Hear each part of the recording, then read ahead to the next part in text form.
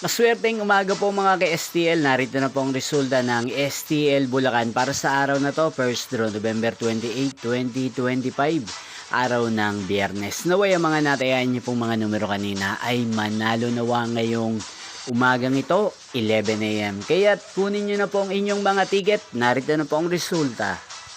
Ang mga numerong nanalo sa STL Bulacan ngayong umagang ito, November 28, 2025. 11 AM. First draw result, 28 at 35 in exact order. Again, 28 at 35.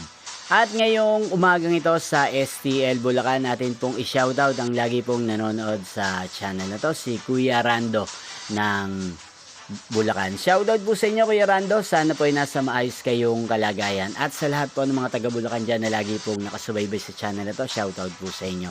Magkita-kita pong muli tayo mamayang 4 PM. Thank you for watching.